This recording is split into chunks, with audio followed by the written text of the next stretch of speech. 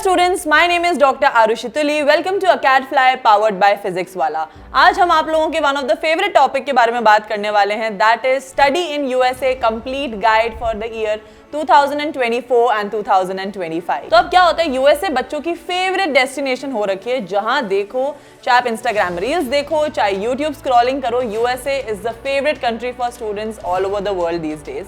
तो अब ऐसा क्या है मैम, हम इस वीडियो में अब क्या कवर करने वाले हैं? सो आज के वीडियो में हम कवर करेंगे the best locations to study in USA, the best courses to study, what's the application process, post study work permit, ROI and many more. So let's get started with the video. So the first thing we are going to talk about, why USA ma'am. तो अगर आप Google पे USA डालते हो तो world की top 10 universities USA के under हैं। टॉप 100 में भी देखो तो मैक्सिमम यूनिवर्सिटीज यूएसए के अंडर ही हैं, which is again a good thing. तो ये तो बिल्कुल डाउट की बात नहीं है कि USA is the top priority in case of universities, in case of education, in case of jobs and work permits. So let's talk about the next topic, that is the ROI. Ma'am, हमारे को सबसे ज़्यादा दिक्कत होती है, हमें return on investment मिलेगा कि नहीं मिलेगा। तो बहुत बच्चे क्या सोच के जाते हैं, मैम इतनी महंगाई है वहाँ, ट्यूशन फी इतनी ज़्यादा है, लिविंग इतना ज़्यादा है, तो क्या पढ़ाई करने के बाद हम उतने पैसे वापस कमा पाएंगे? तो सबसे पहली इंपॉर्टेंट चीज़ है, पेशेंस तो रखना पड़ेगा। कोई भी चीज़ इज़ नॉट अ हलवा कि आपको वैसे के वैसे डायरेक्ट मिल जाए। तो टाइम के साथ आप जब जॉब करते हैं, विद टाइम आपको पैसा ईजिली आपको रिटर्न हो जाता है, which is the amazing part about USA, because वहाँ पे जॉब्स के according salaries are pretty good and the work hours are also very less. ठीक है, तो रिटर्न ऑन इन्वेस्टमेंट तो आपको डेफिनेटली मिल ही जाएगा। Just keep patience and keep working hard. So the next thing that we are gonna talk about is the locations. Ma'am, ऐसी कौन सी पर्टिकुलर लोकेशंस हैं जहाँ बेस्ट यूनिवर्सिटीज़ हैं?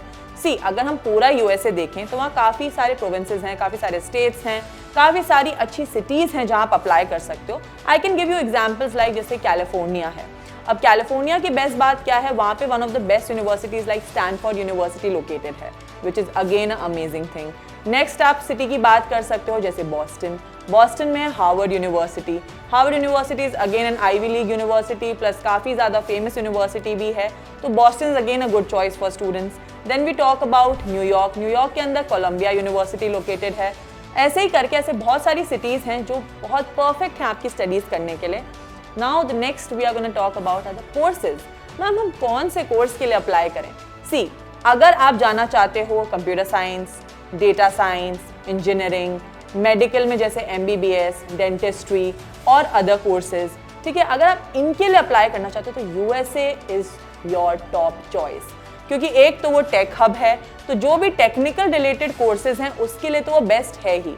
प्लस मेडिकल के लिए वो इसलिए बेस्ट है बिकॉज मेडिकल का ROI is amazing, the salaries are amazing, plus doctors की pay and salaries are super amazing.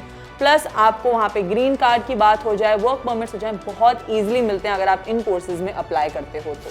So the next thing is, ma'am application process क्या रहता है, हमारे को क्या क्या चीज़ें अपने पास रेडी रखनी चाहिए? देखो, एप्लीकेशन प्रोसेस एक तो टाइम से पहले करने लग जाओ। बहुत बच्चे क्या होते हैं, लेट लतीफ़ होते हैं, एंड मोमेंट पे उनको याद आता है कि यार डेडलाइन आने वाली, मैं एप्लीकेशन बना लेता हूँ। कभी हमें ऐसा नहीं करना है। हमें हमेशा डेडलाइन से पहले अपनी सारी चीज़ें रेडी रखनी। अब रेडी क्या, सबसे पहला आप अपनी स्कोर लिस्ट देखो कि उन लोगों ने क्या क्या मांगा है। भाई 10th की रिपोर्ट कार्ड, 12th की रिपोर्ट कार्ड, कॉलेज की आपकी बैचलर डिग्री की रिपोर्ट कार्ड, और whatever the report cards are required, keep it all ready. Then अपना SOP that is statement of purpose को भी रेडी रखो। क्योंकि क्या होता है, बहुत लोग क्या करते हैं, चैट GPT से, कोई ऐप से, गूगल से सीधा पेस्ट कर देते हैं SOP को, तो आपका एप्लीकेशन प्रोसेस रिजेक्ट होने के चांस बहुत बढ़ जाते हैं। ट्राई कि आप अपने SOP को काफ़ी ऑथेंटिक रखो, काफ़ी रियल रखो। Make it who you are, what you want and आपकी क्या एबिलिटीज़ हैं। स्टेटमेंट ऑफ पर्पस हमेशा खुद का होना चाहिए, कहीं से कॉपीड नहीं होना चाहिए, विच is again a very important tip. तो अगर आप यूएसए में अप्लाई करो तो इस चीज़ को तो ध्यान रखना। देन आपकी जो एप्लीकेशन के लिए रिकमेंडेशंस होती हैं उनको आप पहले से रेडी रखें। कुछ यूनिवर्सिटीज़ हैं जो GRE, GMAT, SAT या ACT जैसे स्कोर्स मांगती हैं, तो उनकी जो मार्कशीट्स हैं उन एग्जाम्स को दे के रेडी रखो, उनकी मार्कशीट्स को रेडी रखो। हर चीज़ आपकी टिप टू टो रेडी होनी चाहिए बिफोर द डेडलाइन। एंड अब बात आती है, मैम एप्लीकेशन प्रोसेस हम बना तो लेते हैं बट हमको अंदर से कॉन्फिडेंस नहीं आता है। तो कॉन्फिडेंस कैसे आएगा? कोशिश करो, अपने सीनियर्स हैं, एल्यूमनाइज हैं, तो उन लोगों से आप अपनी एप्लीकेशन को रिव्यू कराओ। ताकि आपको एक गाइडेंस मिलेगी। वो नहीं है तो आप अपने काउंसलर्स की हेल्प लो, उनसे पूछो कि यार सर मैम प्लीज़ हमारी एप्लीकेशन को रिव्यू करें, is it good for USA और नॉट। तो अगेन यहाँ पे counselling plays a very important role कि हमें कहाँ अप्लाई करना है, किधर करना है, उसकी एप्लीकेशन प्रोसेस में क्या क्या रिक्वायरमेंट्स हैं, that is again a very very important thing. तो वो चीज़ तो हमेशा होनी ही चाहिए। अब एप्लीकेशन प्रोसेस के बाद नेक्स्ट चीज़ आती है ट्यूशन फ़ी। मैम हमने ट्यूशन फ़ी के बारे में तो यूएसए में सुना है कि बहुत ही ज़्यादा है, तो ऐसा कुछ नहीं है, वो डिफ़र करता है कोर्स टू कोर्स। अगर आप किसी बैचलर्स डिग्री के लिए अप्लाई करते हो तो मैं आपको एक एवरेज फीस बता रही हूँ, किसी पर्टिकुलर यूनिवर्सिटी की नहीं बता रही, तो it might range from $15,000 to $45,000। ठीक है, अगर हम बात करें मास्टर्स डिग्री की तो fees usually range from $15,000 to $75,000। और वहीं हम बात करें पीएचडी डिग्रीज की तो भाई पीएचडी तो यूजुअली फुली फंडेड ही होती हैं, और आपको अगर नहीं मिल रही ना फुली फंडेड तो grab a fully funded one, get your counsellors, get everything aligned and कोशिश करो फुली फंडेड मिले, क्योंकि पीएचडी क्या होता है, एक रिसर्च वर्क होता है, और रिसर्च वर्क के लिए कंट्रीज यूजुअली पे यू, तो आपको यूजुअली वहाँ पे फ्री ही मिलेंगी, वो फुली फंडेड कहीं ना कहीं से स्कॉलरशिप्स के थ्रू, ग्रांट्स के थ्रू, रिसर्च ग्रांट्स के थ्रू मिलेगी ही। तो ट्यूशन फी का क्राइटेरिया यहाँ पे ये रहता है।